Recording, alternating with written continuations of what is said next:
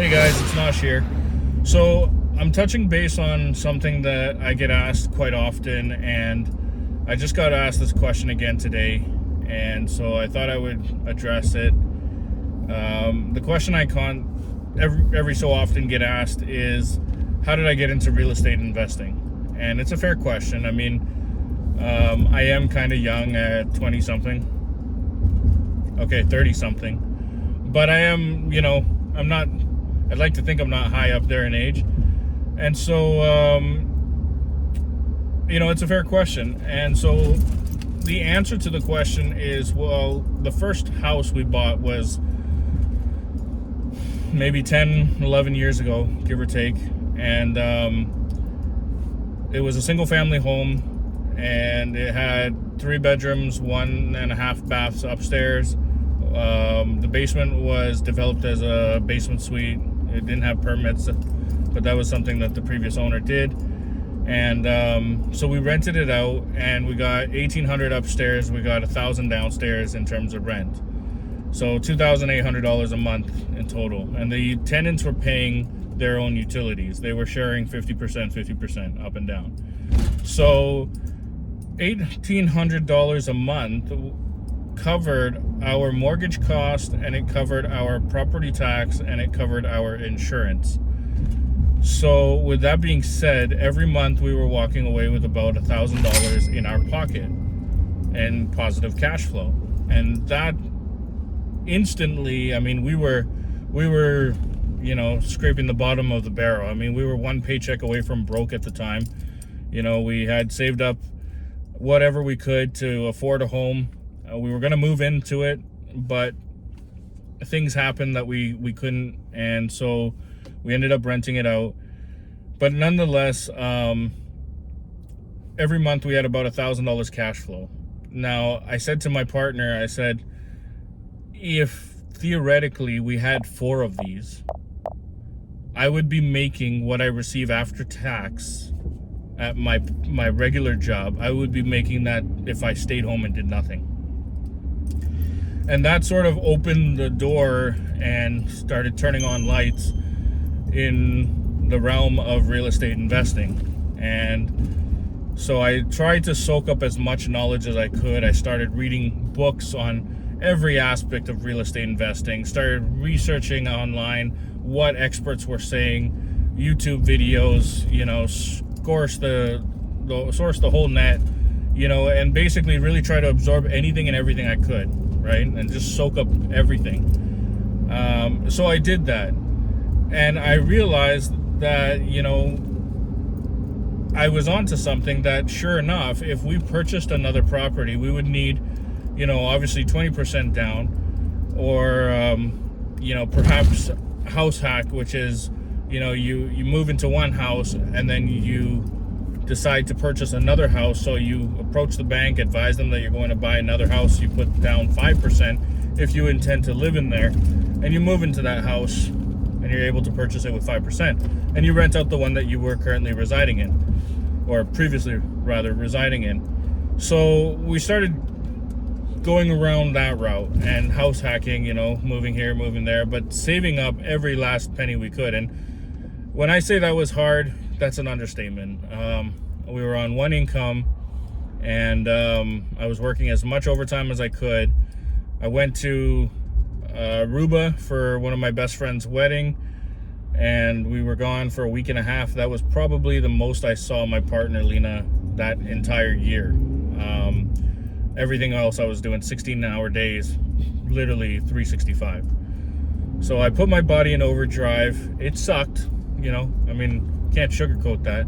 It sucked, but we saved up enough money to put down on a second property, and we just kind of kept going from there. And we realized really quickly that the more properties we purchased, the less I had to work for that money, and the more that I was able to use the positive cash flow coming in from the properties every month to save up for the down payment on the next property. And the key word there that I might have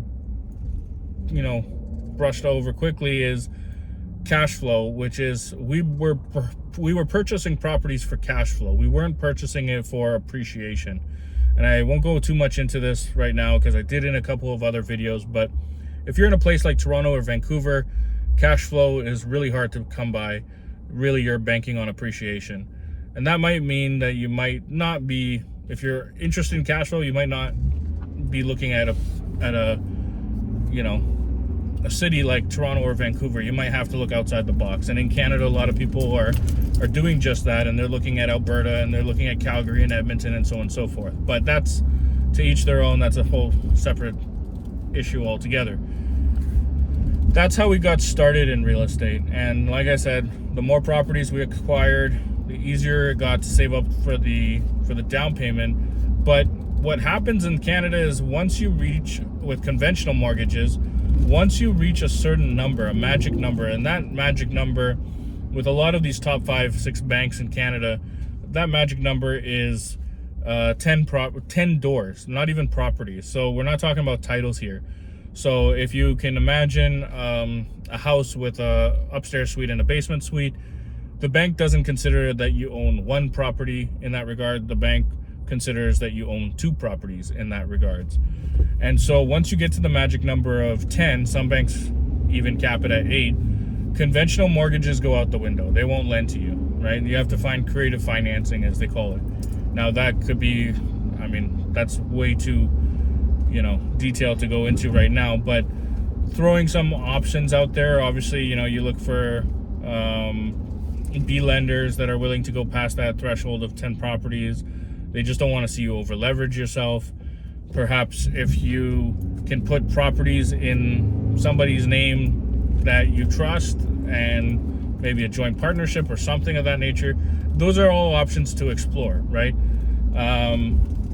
Hypothetically, let's say your parents don't own 50 properties, 10 properties, they only own 1 or maybe 0, and you put a property in your parents' name. That might be an option, right?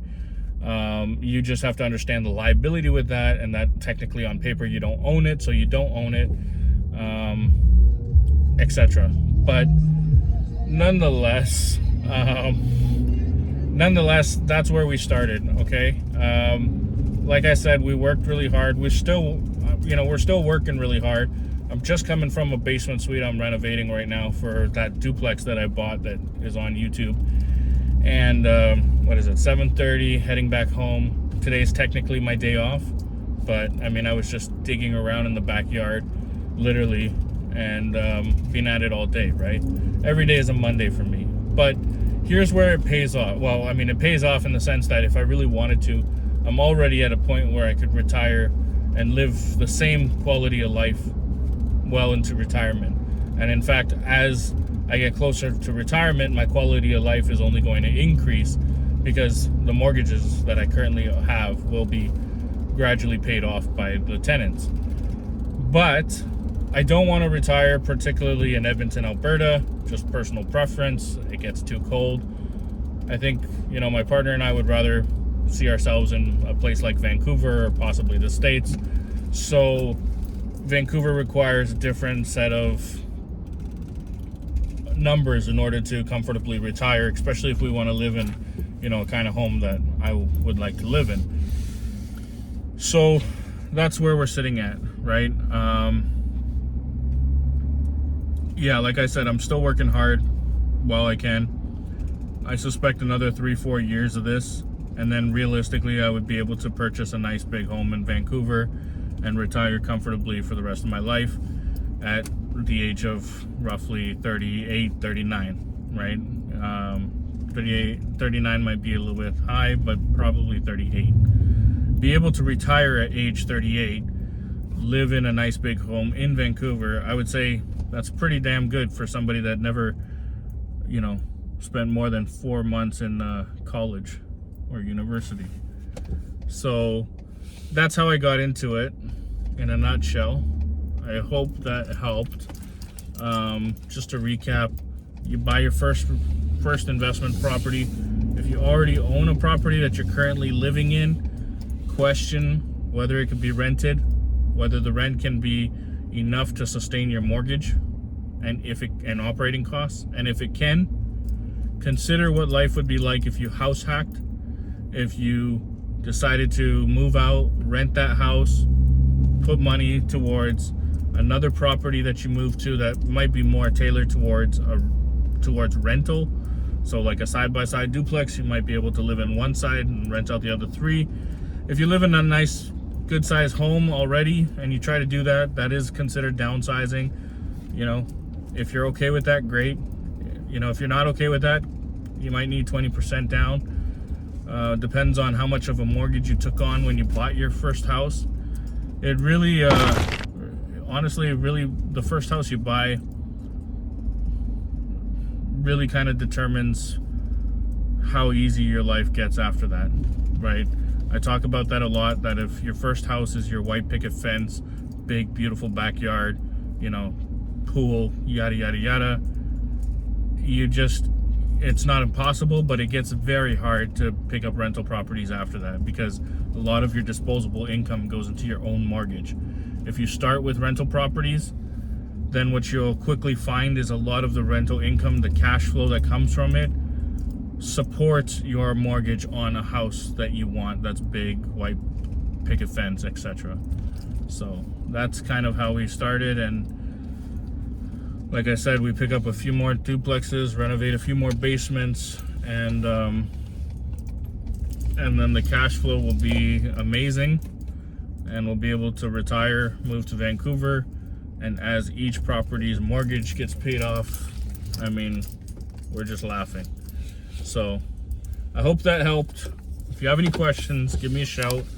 I don't mind answering. I don't mind helping out. I don't mind giving advice. Yeah, just hit me up and we'll go from there. Have a great day.